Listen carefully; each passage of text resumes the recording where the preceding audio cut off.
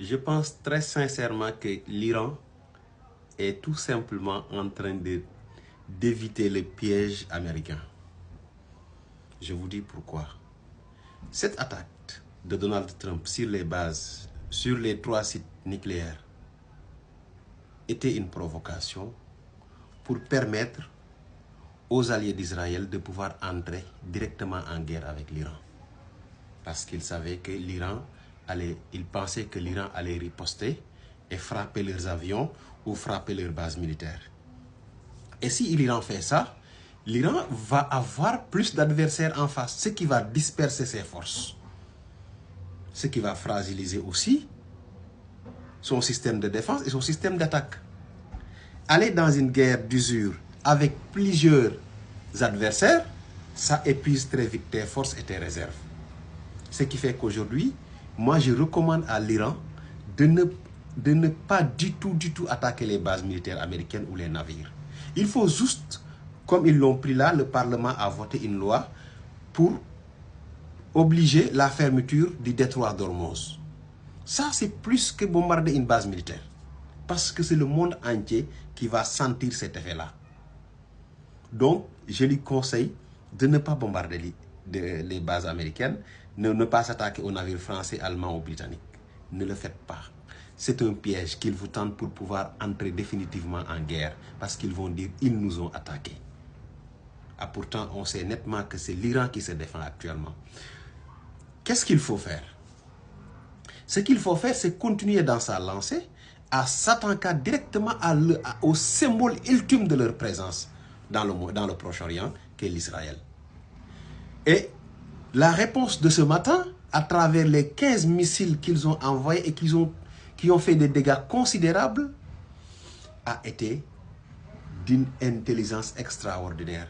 Parce que dès que l'Iran a envoyé les missiles en Israël et les missiles ont été faits, immédiatement le bombardement des centrales commence à être oublié. Parce qu'ils vont se dire, les objectifs ne sont pas atteints parce que l'Iran n'est pas à genoux. L'Iran, malgré le bombardement des 3 sites, reste toujours debout et toujours capable de taper là où il veut au cœur de l'Israël. Vous savez, en réalité, il y a beaucoup de gens, ils ne connaissent pas le statut d'Israël. Israël est en réalité une base militaire américaine avancée au Moyen-Orient. C'est juste ça. Moi, c'est comme ça que je le considère.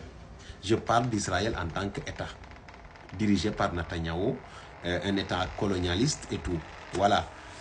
Donc, si vous voulez vraiment faire mal aux Occidentaux et à Israël et à leurs alliés occidentaux, il n'y a pas 10 000 solutions. Il faut tout simplement continuer à envoyer des missiles à Israël et ne pas disperser ses forces. Parce que dans une guerre, si vous dispersez vos forces, vous devenez vulnérable. Et tout le monde sait qu'aujourd'hui, quelle que soit la puissance de l'Iran, on sait que c'est des gens aguerris dans la guerre. C'est des peuples qu'on ne peut pas coloniser. Ça existe naturellement dans l'ADN des peuples. Il y a des peuples, quelle que soit la puissance de l'armée, de l'envahisseur, vous ne pouvez pas les coloniser. Vous ne pouvez pas les dominer, vous ne pouvez pas les vassaliser. Parce que ces peuples-là ont une histoire. Aujourd'hui, si je vois leurs stratégies qui sont en train de dérouler, pour faire oublier les bombardements sur les centrales, en continuant avec des missiles beaucoup plus puissants, le bombardement sur Israël, sur Tel Aviv et Haïfa, je dis exactement, voilà pourquoi c'est les Perses, les Iraniens c'est-à-dire, qui ont créé les jeux d'échecs. Ces gens-là, parce qu'il faut se dire une chose, la guerre est comme un jeu d'échecs. C'est des stratégies pour éliminer son adversaire et des stratégies pour dominer son adversaire, des stratégies pour éviter les pièges de l'adversaire. Et d'après mon analyse, l'Iran est en train de faire un excellent travail. Il ne faut surtout pas qu'ils bombardent les bases militaires américaines, qu'ils les laissent là-bas dormir. Ils veulent juste avoir un motif pour s'impliquer, mieux s'impliquer. Maintenant, la frappe de Trump était juste une stratégie pour satisfaire une commande. Trump ne veut pas la guerre. Mais Trump n'est pas libre pour laisser l'Israël. Parce qu'il y a le lobby derrière, des lobbies extrêmement puissants.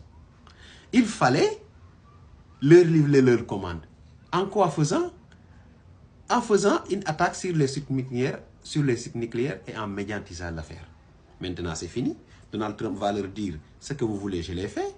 Et maintenant, il va laisser l'Israël et l'Iran se taper. Il sera spectateur, mais il ne pourra pas du tout s'impliquer comme d'autres personnes le veulent, voir l'armée américaine prendre totalement en charge la guerre. Ça ne peut plus avoir lieu. Et ça n'aura pas lieu parce que je sais nettement que les Iraniens ont très bien compris le jeu des Occidentaux. Tout ce qu'ils veulent, c'est avoir la possibilité ou un motif solide, faire une coalition et s'attaquer à l'Iran. Ils ne l'ont pas pour le moment. Et j'espère qu'ils ne l'auront pas.